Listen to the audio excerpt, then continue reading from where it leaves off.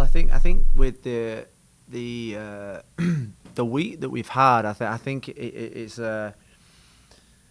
the excitement and happiness and togetherness that we saw last weekend against Philadelphia, and then. This is a CBS4 News update. Should we listen to the news rather than me? That's fine by me. No, I think when you get massive reality checks in life about football, really, and about the importance of football, or the need to keep your feet on the ground, and we got that literally 24 hours after the game when we heard the news of the Higuain's brothers, the mother passed away, and all of a sudden you realise that football is secondary to what happens actually in real life. And that was a massive shock for the whole of the squad. The Higuains are so popular, Fede and Gonzalo, so popular, both leaders in the team, and that news really affected us all in the first 24 hours, 48 hours after the game. So that was a real sort of like leveler for us all in terms of sort of like the journey that we're on, and we obviously send them our love and support and our prayers. But ultimately, like we said after the game, this is just the start of the journey. We've had two really good performances and one good result.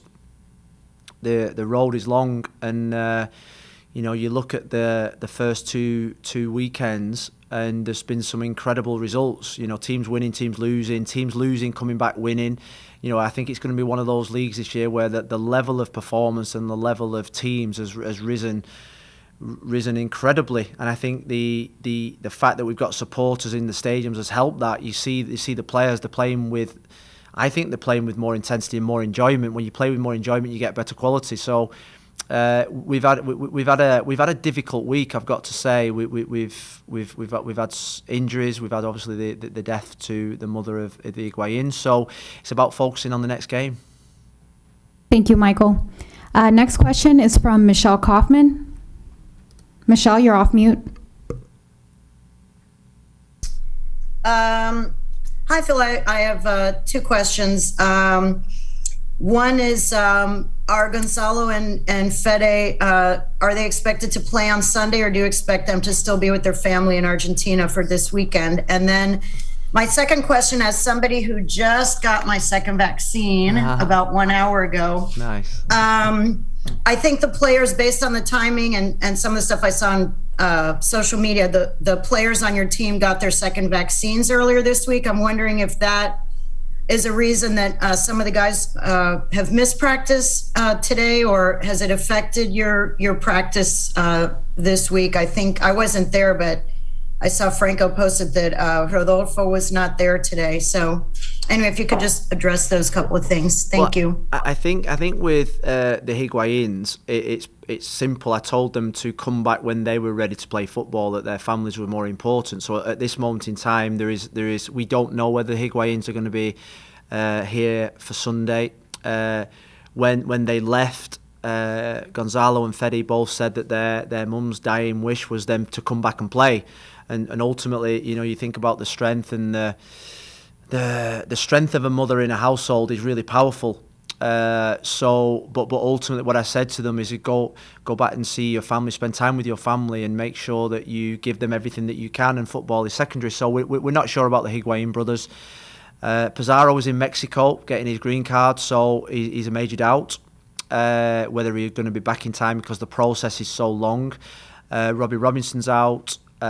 Julian Carranza's out, and so ultimately we at this moment in time we are obviously preparing without them. In terms of the vaccine, we've not been affected by the vaccine.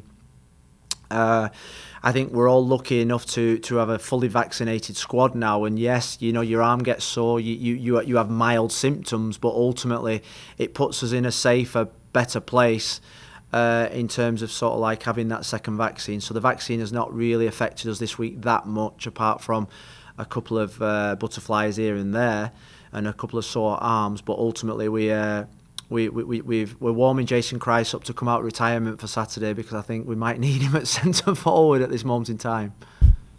Thank you, Michelle. Next, let's go to Kobe Price and then to Franco. Kobe, you're off mute. Thanks, Jackie. Hey, Phil, how you doing? Hi, are you okay? Yep, doing well. Wanted to kind of touch on, you mentioned Pissarro getting his green card. Are there any other players who are possibly or who have gotten the green card either during the offseason or I guess the early parts of the season that you know of besides him? No. I think we're working on Nico Figal. Apart from that, I think that's it. Kobe, did you have an additional question? No. Yeah, I did. That was more so a follow-up to what was previously saying. I want to ask about Ryan Shawcross. He did an interview, I want to say, before he arrived.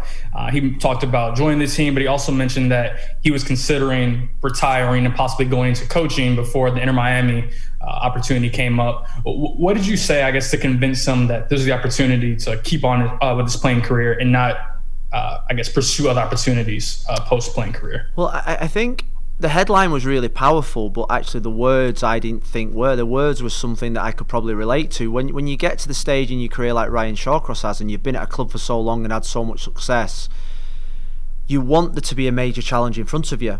Now, if there's not that major challenge in front of you, then the other option is obviously going into coaching and retirement. So the thing that with Ryan was, from the very first moment that we spoke to him, was the need to be challenged, the need to be taken out of his comfort zone, the need for his career to continue on that great path that it's been. I mean, going down to the second and first division in the English Football League was not something that he wanted to do. So he wanted something that would really challenge him. That's what he was saying in his article. And I think what he's got here in Inter Miami, he's got an incredible challenge to be successful and to get in the team. And I was really pleased with him when he came on last week. I think it's took him to the 10-15 days to acclimatise to the weather, the humidity, the fitness, and not playing for so long. And he brought a bit of calmness to the team last week, and he's in my thoughts for Sunday.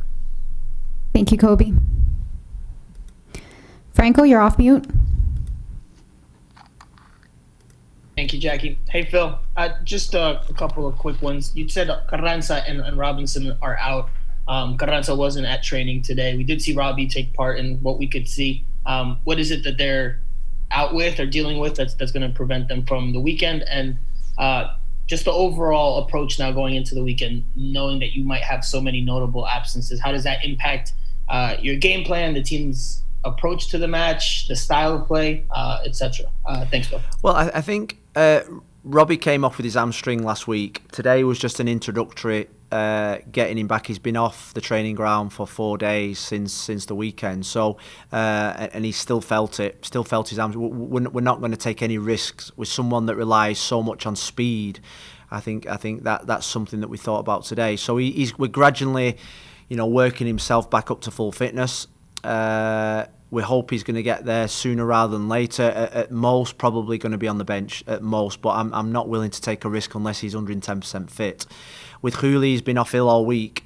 Since the game, he even flying back, he didn't feel well after the game in Philadelphia, so he's had quite a bad virus, not COVID related, all week. And ultimately, when you miss 4 or 5 days training, you lose, a little bit of your strength, your fitness, and your power, and your rhythm. So it's going to be highly unlikely that he's going to be available for Nashville, because we've got to think of the long term.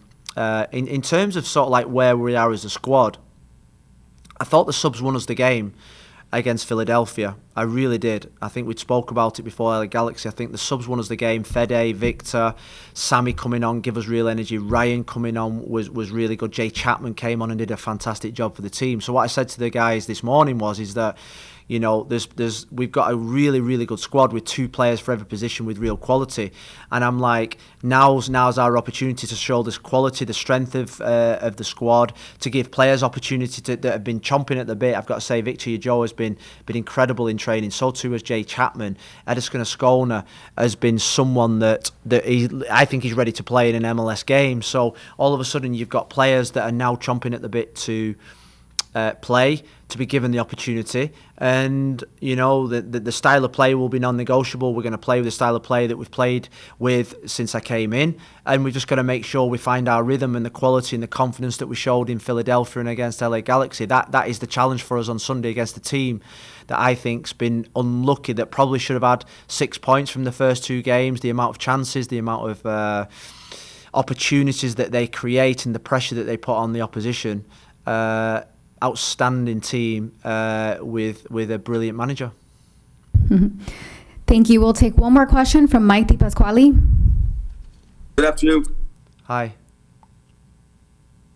Good afternoon, Phil. I'm sorry. I wanted to ask you, after 2 games, have you settled in to a rhythm now to understand the team that you have, the players that you have, and to follow up what you said previously? The Higuain brothers may not be there this weekend, some others, but just the caliber of players that you have at this point. I think what for me was the biggest thing about the Philadelphia game was that the belief that they had probably in me and the style of play and our training, that was what I felt, as if their team, because it takes time, was, believed in what we're trying to do, believed in the tactics, believed in what the philosophy was. And that's why I think the win was more important. It was more important than the 3 points, because it gave everybody in the whole club belief that what we're doing is right, because we feel as if we're doing really good work, from Chris Henderson, from the owners all the way down. We've made a lot of changes, and it takes time. I think we've brought in 12 new players and probably 4 or 5, maybe 6 new staff. It takes time for that to settle. So my belief at the end of the game was one of that there was a tremendous spirit and togetherness within the whole of the group, not just the starting 11, but from Chris all the way down that travelled. That there was a great feeling.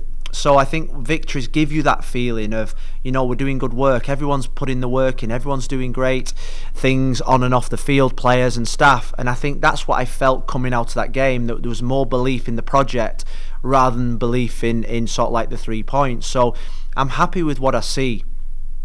The players that we've brought in are beginning to find their feet, to become more vocal, to show their characters within the training ground. That's what I want. We've got younger players that are training with us day in, day out, that are now beginning to push for a starting 11. Josh Penn, Edison Scona, Drake Callender, Dylan Castanero.